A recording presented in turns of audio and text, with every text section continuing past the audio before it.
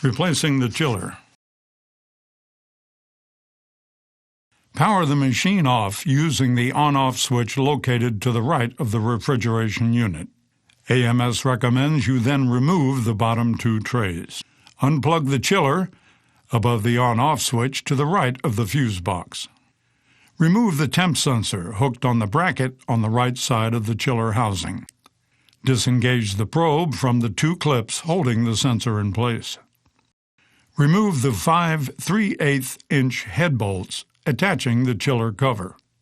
Remove the chiller cover by pushing back and to the right, then sliding the cover forward. The cover can then be placed safely out of the way. Remove the 4 3/8-inch head bolts from the refrigeration base plate. Remove the screen by pulling the tab toward you. For now, you can set it off to the side. Now switch to a 1/4-inch socket for removal of the evaporator screws. The evaporator cover has 8 1/4-inch screws. Once the cover is removed, place it off to the side, holding on to the 8 screws for reinstallation. Remove the IEC cover screws. Now switch to a short 1/4-inch socket for removal of the left side evaporator screws. Again, be sure to keep the screws for later use. Now remove the front 2 evaporator screws. We will now move the evaporator onto the top of the condenser. Be sure the IEC cover is safely out of the way. Clip the wire tie around the drain hose and move the drain hose off to the right.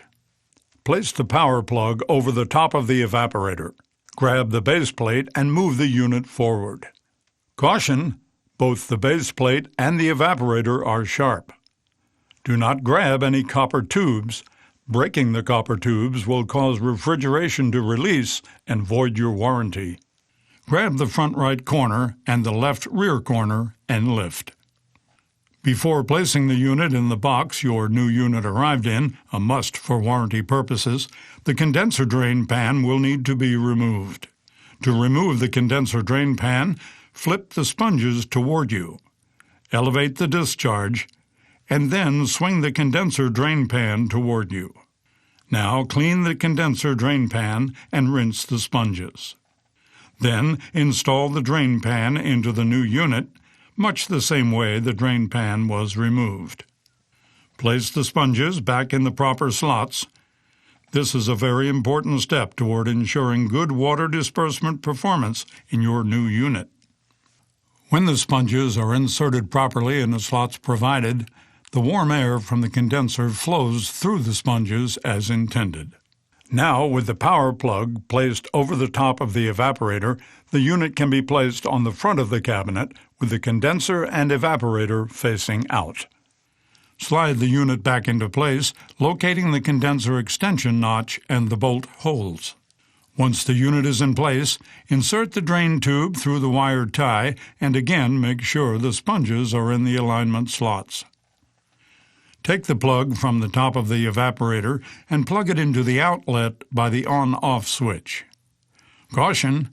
Make sure the machine is turned off. Remove the evaporator from the top of the condenser and place it against the evaporator housing.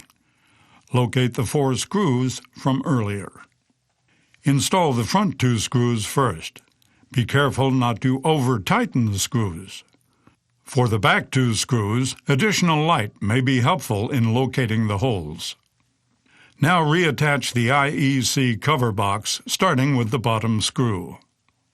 Install the 8 screws in the evaporator cover plate. Install the 4 3/8-inch bolts in the chiller. Install the chiller housing using the chiller housing's 3/8-inch bolts.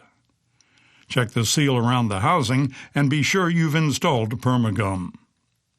The power may now be turned on. We hope this video has been helpful to you. If you have a need for further explanation or would like to discuss some aspect of this video, please call AMS at 304-725-6921 and ask to speak to someone in the Technical Assistance Division of our Customer Service Department. Remember, you can also email us at info@amsvendors.com or visit our website at www.amsvendors.com.